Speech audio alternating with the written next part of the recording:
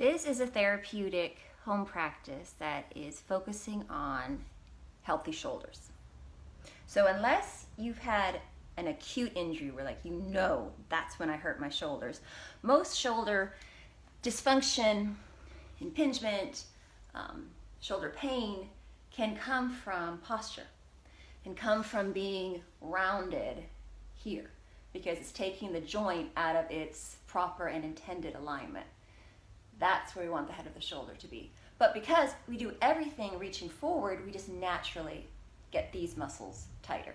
So this strengthen and lengthen is strengthening the upper back and lengthening the chest, and then the head is part of that because the head's heavy. If it drops forward, it can pull the posture forward. So we're going to work on the neck to strengthen and lengthen what gets weak and tight there. So you need a yoga block, but if you don't have one at home, you can roll up a beach towel, which actually might be more comfortable for what we're doing, and then maybe put rubber bands around it so that it doesn't unwind. And you also either need a yoga strap, or I'm just going to use an old tea towel and a tennis ball. Before we get started though, I want to show you, just to kind of give you a visual to know, can help people understand here, the rotator cuff. So this is actually a view of the rotator cuff like this. This is the back, the shoulder blade. This is your bicep. The chest is here. This is bony processes that come off the shoulder blade, and then that's your collarbone. So you see how should be a gap between the head of your arm bone and then these bony processes. This is your AC joint. When the rotator cuff is working properly, and I like how it shows that side view, how it kind of grabs on, it hugs the head of the shoulder, the head of the arm bone into the shoulder.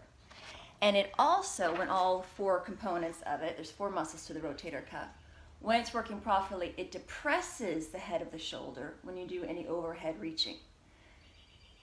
Dysfunction can come because of posture, where it stops working right, and those bones, the head of your arm bone and then the bony processes of your collarbone and your shoulder blade, compress. And there gets wear and tear, and a lot of rotator cuff injuries are actually from that section up there, your supraspinatus. So let's get started. Get on your yoga mat, and we are going to do, let's start on belly.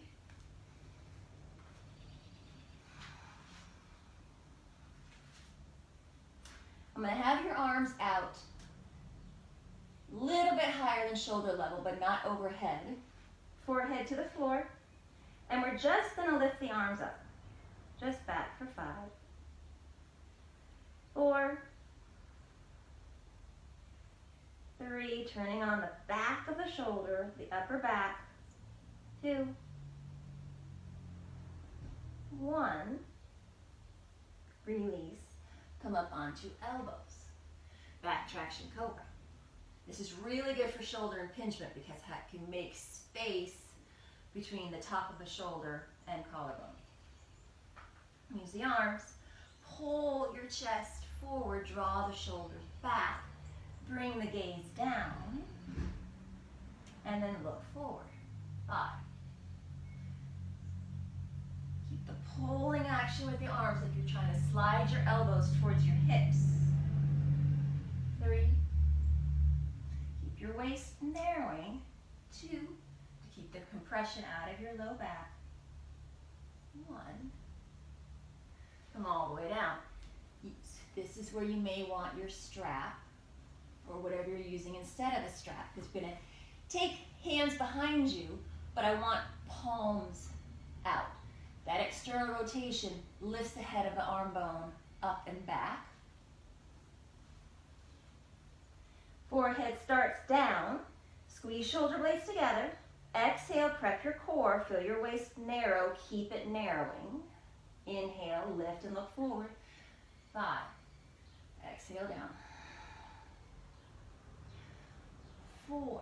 Every exhale is a chance to re-engage your core. 3. 2. Come up and hold. Look down. 5. 4. Maybe lift your arms a little higher. 3. 2. Last. 1. Release, relax, put breath and awareness into your back. Inhaling to feel the low, the mid, the upper back rise. And exhale out tension.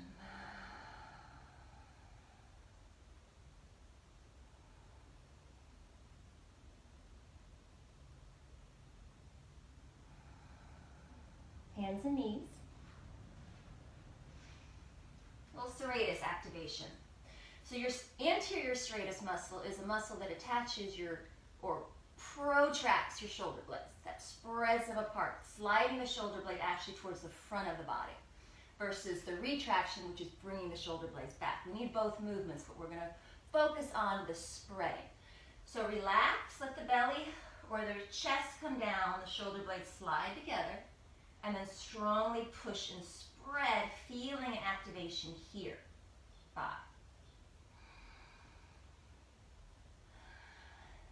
4. 3. 2. Come up and hold. 1. Stay here. You can walk your knees back a little bit for plank on your knees or lift it up. High plank. Take your gaze forward without crunching the back of your neck. Just gaze forward. 5. Look straight down. 4. 3. 2. 1. Hands and knees. Option here.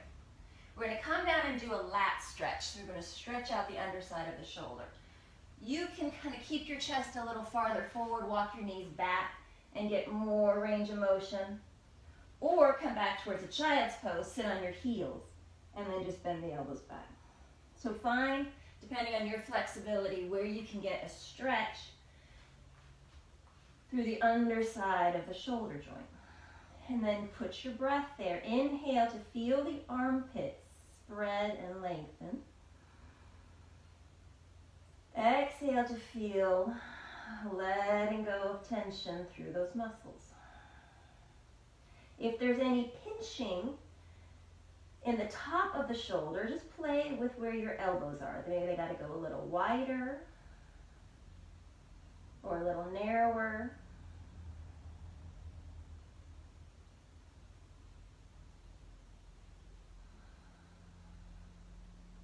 Last breath here.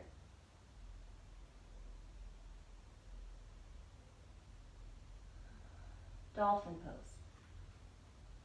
Set your elbows up for optimal spacing by grabbing your shoulders, not your elbows, grab your shoulders.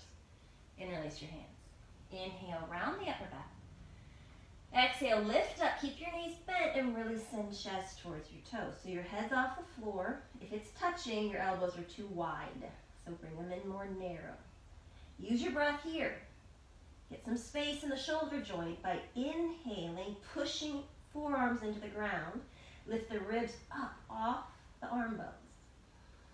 And then exhale through the armpits as you send chest towards the feet.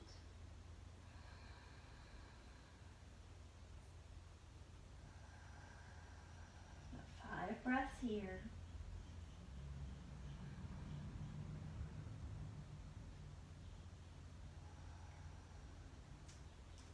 One more breath. Knees down, sit back. Either child's pose, keep your hands forward, or embryo, hands back by your feet. Feel the breath move through the upper back. Softening held points of tension there.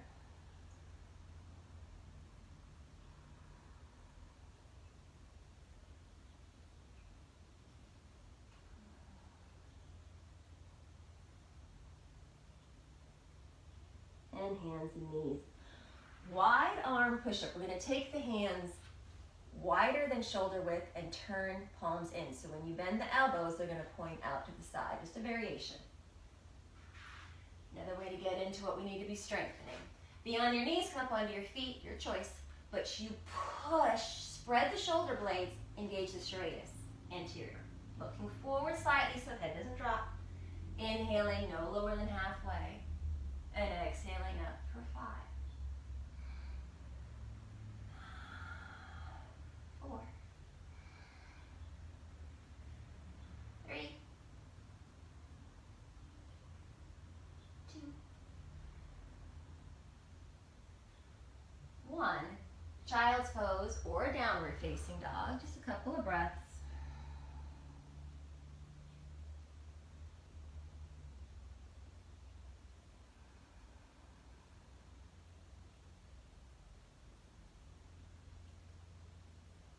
And then let's do our chaturanga push-ups with the hands parallel and keeping the elbows pointing straight back. I don't care about squeezing in. In fact, for most body types, squeezing in actually rounds the head of the shoulder forward. The whole point of this therapeutic sequence is to get this body mechanic released. So we're not overusing those muscles that contract the chest and round our posture forward. So for me, I just let the elbows go where they go, and they usually are a little bit away from my body. Some body types can bring them in, but the tendency is to use them like a shelf and kind of rest on them. So we are strengthening the muscles that stabilize around the shoulder. If you can keep your shoulder blade from not moving, then the head of the shoulder isn't going to be moving. Hands and knees or hands and feet push into the ground. Spread the shoulder blades. Keep the push as you lower no more than halfway down. So shoulder blades stick on the back. They're not sliding together. 5. 4. 3. 2. 1. This time lower all the way down. Chest stretch. So taking the arm out at shoulder height. Straight arm stretch isn't that great for the head of the shoulder capsule, because what I see a lot of you guys do is you roll and you're pushing the arm bone into the joint capsule. And it creates this big, crazy amount of movement like this. I would much rather you keep your arm bent. You won't go as far, but you're going to isolate the stretch into the chest, not pushing into the joint capsule. So a little bend in the elbow, not a big bend, just a little bend. And then slowly roll, you won't go that far. And feel the stretch in your chest, front of the shoulder, and down the inner arm.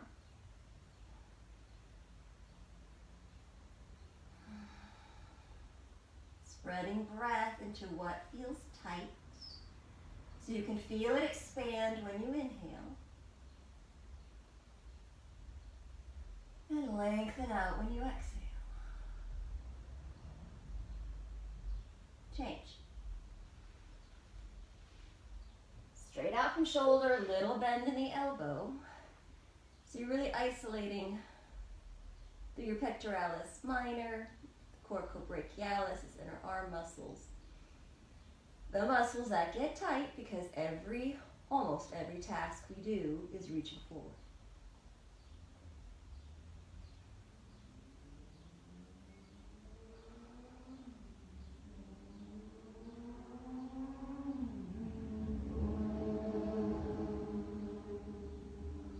Release. Grab your block, grab your ball, and come down onto your back. You're going to place the ball right at the base of the skull where the muscles along the spine attach. So there's some probably little tender sore spots in there. So lying down, if this is in any way too intense, just don't do it. But get the ball right at the base of the spine, and you might have to hold it with one hand. But we're just going to do a little nose. Little nose, turning side to side. Getting a release to those muscles that hold your head up. Especially when you have that kind of slightly head forward posture, then they really have to work. So you might be pretty tender. And when I started doing this, I was actually sore the next day. So just know that's a possibility. Using breath.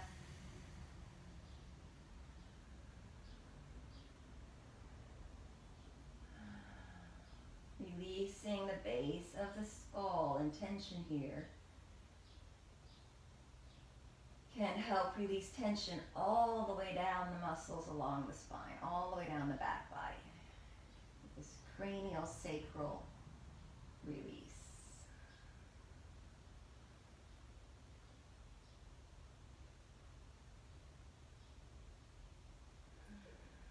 Gently come off and place your head flat to the floor. So we're now working on strengthening the front of the neck, which is alarmingly weak. To isolate the neck stabilizers, the longus colli, which is a deep neck muscle, we need to kind of diminish these big guys, the sternocleidomastoid. So you're going to barely, you might bring your hands to your neck, barely lift your head. And you might feel these ropey muscles pop. See if you can, and this is a lot of neurological communication here, keep the big ropey guys as relaxed as possible. For many of us, that deep neck muscle is probably so weak that there is no way to do it. So it's something to work for. You can kind of feel possibility. You're not going to lift your head. You're just making it a little bit lighter, like maybe 10% lighter. Just feel a little pressure,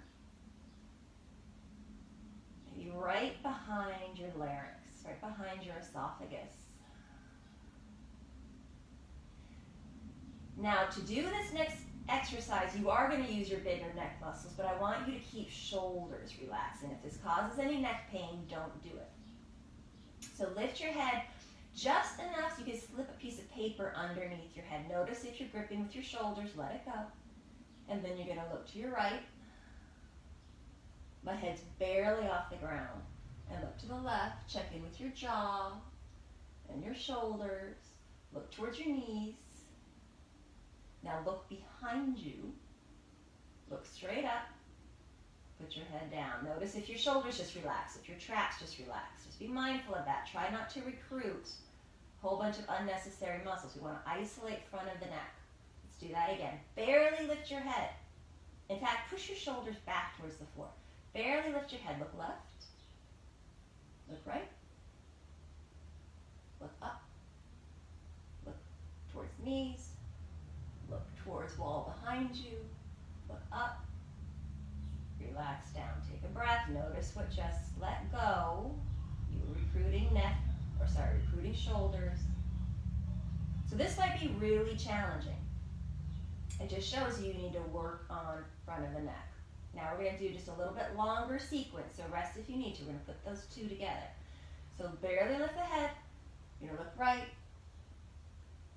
left, straight up to your knees, behind you, straight up, stay up if you can, look left, look right, straight up to your knees, behind you, straight up, release down. So that might have been really challenging. Bring the knees in, roll all the way onto either side, therapeutic twist. So this starts with shoulders and hips aligned by bringing palms to palm. Inhale up and exhale it open. Maybe you roll your head gently side to side, loosening up the neck.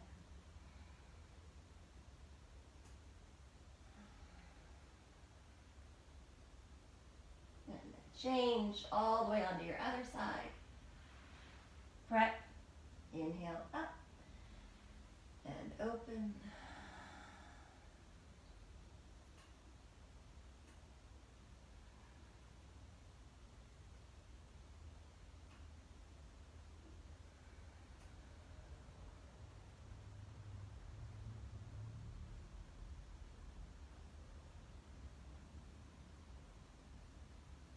Release. Take your block or your rolled up, whatever, and place it behind your shoulder blades, not your low back, but up behind shoulder blades, so that the base of the block lines up with the base of your shoulder blades. Keep your knees bent. Hold the weight of your head. Inhale. Come into a little back bend, relaxing, opening up the chest. You might have to wiggle around on your block. And then exhale, curl it up. So we're getting some articulation and movement in the upper back.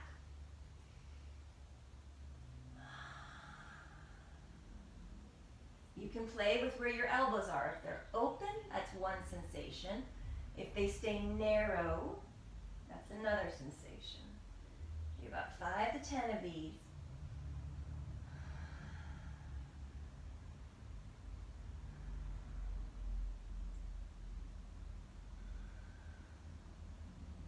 And then coming back.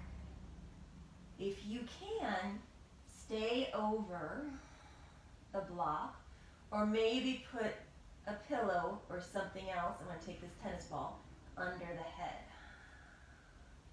So now we're going to do a little bit longer lengthening. We did our strengthening, the blood flow, the neural impulses to connect to muscle tissue, sensory, proprioceptors. And now we let gravity lengthen out the muscles that get tight through chest, front of shoulders, down the inner arm.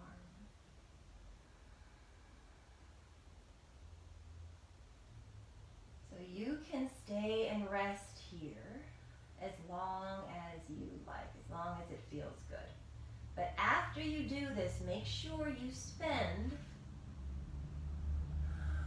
a good full minute or two lying flat on your back.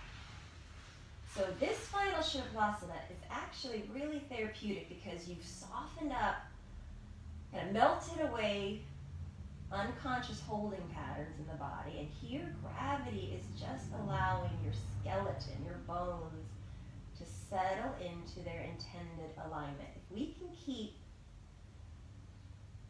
our bony structures aligned as intended, we minimize wear and tear on the joints. And that is a natural therapeutic quality to a well-balanced yoga practice, even if you don't even think about it as therapy, is that you strengthen what's weak and you're lengthening out what's tight so that the body can move into this here, final Shavasana, its intended alignment.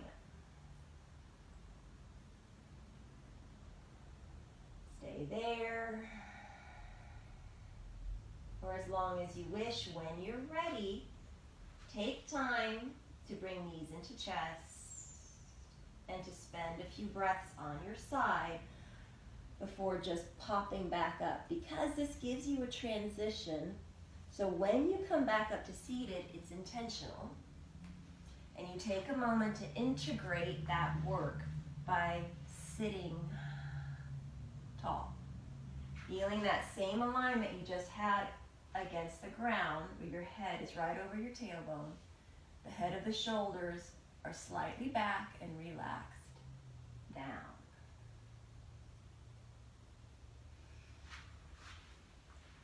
Any questions, comments, cares, concerns? Comment below.